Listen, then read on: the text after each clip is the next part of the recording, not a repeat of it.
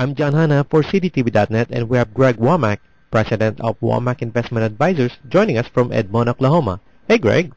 Hello, John. How are you today? Great. It's a little bit chilly out here in New York City. How about yourself? Well, we've had a little bit of cold weather ourselves here in Oklahoma, but we've got the sun shining, so we'll probably get back to our normal temperatures, which are typically in the 40s or 50s. So yeah. So, what do you have for us in this Arctic chilly New York afternoon? Well, last week it was kind of a chill on the markets. It was kind of a split decision. We had the techs that were kind of struggling. You know, after coming out of the long weekend at its highest level since August of '08, the NASDAQ plummeted more than 2%. You know, many of the tech companies were hit particularly hard. The small cap Russell 2000, which has led for much of the multi-year rally, also got whacked, giving up all of its year-to-date gains and more. So a big north cold front came in on the markets last week. And however, you know, the Dow hit a new post-2008 high, assuming the role of a year-to-date leader for domestic equities. And the S&P had its 8th straight week of gains despite a midweek stumble.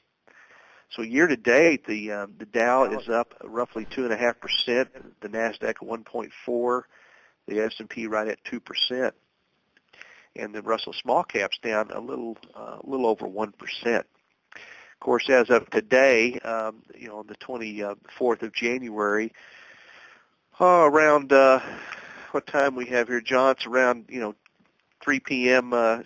Eastern time. You know, the markets are trading higher today. And we had, some decent, good headlines last week with economic news. We had building permits in December were up 16% for the month, though that's still about 2.8% below the previous December. However, the Department of Housing and Urban Development said the housing starts fell 4.3% from November.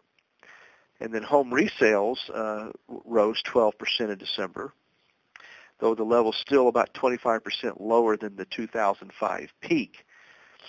And so, we're seeing in real estate, you see a little positives on, some permits going up, but then also, the housing resales are up some, but still, way off the highs. And then you have pockets of the housing area that are still kind of lagging.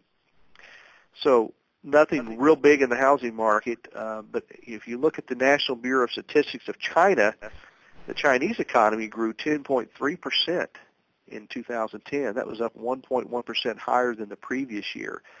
So China is experiencing some very continued good growth in their economy. And the Federal Reserve, we take a look at this week, John. They meet this week, and they'll be watched closely for any clues about any post-quantitative easing plans.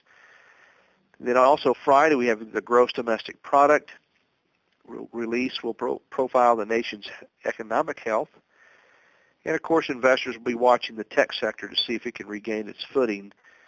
And we have some consumer-related companies that dominate earnings announcements this week.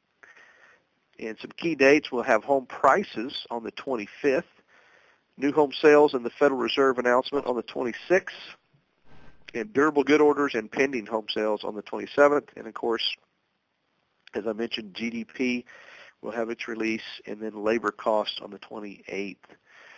So a fairly good week of economic data.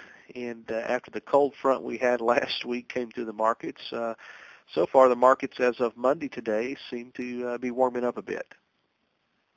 That's Greg Womack, President of Womack Investment Advisors, joining us from Edmond, Oklahoma. And I'm John Hanna for CityTV.net in New York.